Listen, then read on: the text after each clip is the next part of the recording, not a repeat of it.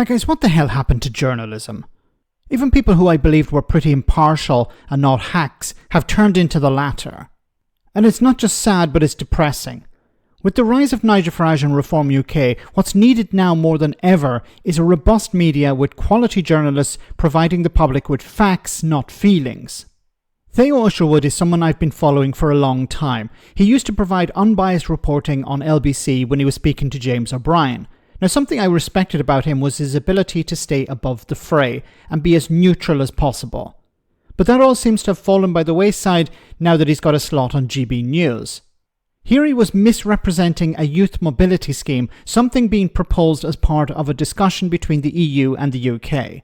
Before we talk about Trump, let's have a look at what Keir Starmer's doing in this youth mobility scheme, which we know the Chancellor was very keen on. She says it'll bring money into the country. The Home Secretary was not. So what's happened? Not so much. Well, of course, we want access to 150 billion euro defence fund. The European Union has said that British companies can't bid for contracts from that fund. We also want closer trading ties with the European Union for just-in-time manufacturing. But the European Union also want something in return. And two things that they want.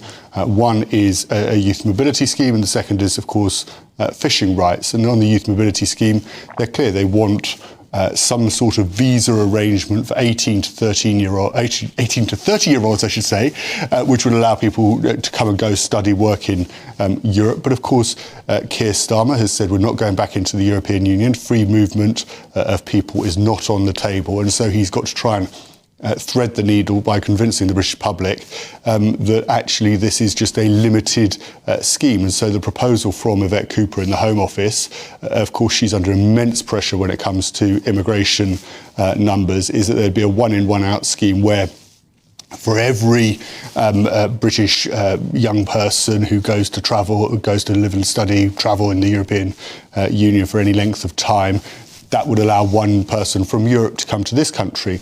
But of course, she doesn't have the final say in the matter. These are negotiations ultimately that are going to be conducted between Sir Keir Starmer, the Prime Minister, and Ursula von der Leyen, the President of the European Commission. But what does that mean then in terms of one in, one out? We send one 18 to 30-year-old over to the continent to study. We then take someone in from Europe. But then what about when that 18 to 30-year-old has had their fill and they come back? What do we do? You would think it would be the way it would work on a time-limited arrangement. Okay. And of course, you're quite right to point this out, that there is going to be a haggling over how long that arrangement is. You know, could it be limited to just 1 or 2 years? The European Union probably aren't going to accept that. They probably want it to be longer, 3 to 5 years. This is going to be the really thorniest part of any negotiation because, of course, you know, we're ahead of the local elections. Nigel Farage Reform are expected, and these are only what the polls are suggesting, but are expected to do very well. Free movement of people, the immigration debate for Mr Farage and... Why are you bringing up freedom of movement and immigration in a discussion about a youth mobility scheme? See, this is my problem with people like Theo Usherwood. They used to be neutral, but he's talking about something that's completely unrelated. And this is misinformation. This is, as Donald Trump would call, fake news. The youth mobility scheme, as he pointed out here, he even said it himself, it's limited. It's about somebody coming from Europe to stay and study and work in the UK for a limited period of time, probably about 4 years. And the same in the other direction. Somebody from Britain goes to Europe, lives, study, whatever, for 4 years. That's it. That's not immigration. That's not freedom of movement. Freedom of movement means freedom to move. A youth mobility scheme is not freedom of movement. Immigration, somebody comes over with the intention to stay and live in Britain. That's immigration. That's not a youth mobility scheme. It's completely different. This is what's so frigging frustrating about this, because Nigel Farage and some Tories have already started talking about, oh, this is like immigration. This is undoing Brexit, as you're going to hear now. And reform was a key plank of that referendum campaign going back to 2016. And there will be, I'm sure many of your viewers, many of your listeners will feel that this is betraying what they voted for back in that referendum if this was to go forward. How is a youth mobility scheme a betrayal of Brexit?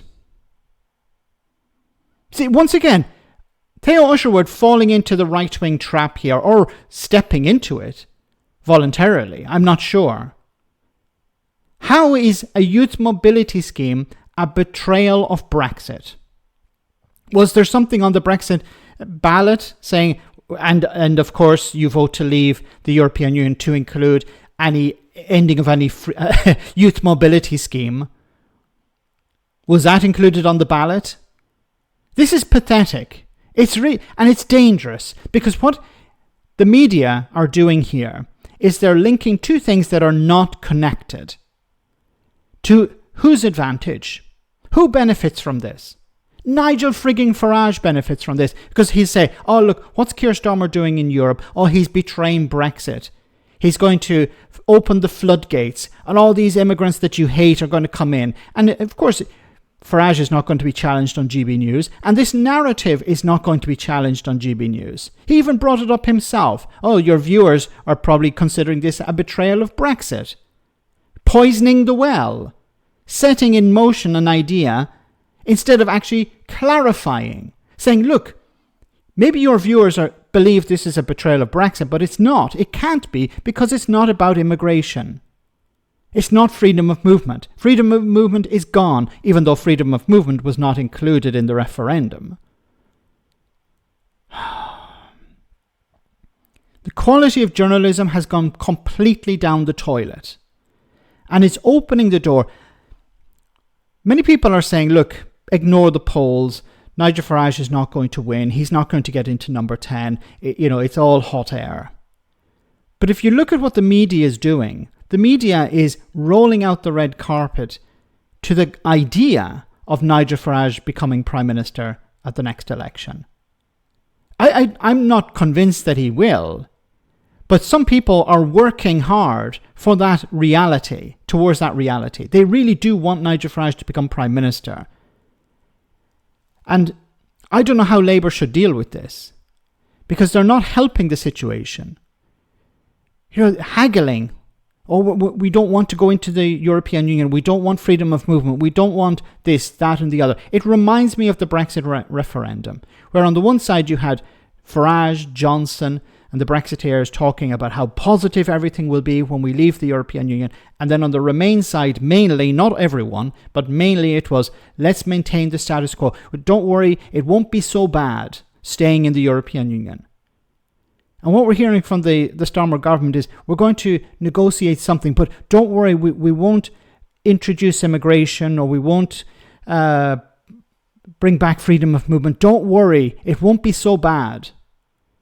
How are people who don't understand what a youth mobility scheme is, how are they supposed to react to that? Especially when you have journalists engaging in misinformation campaigns.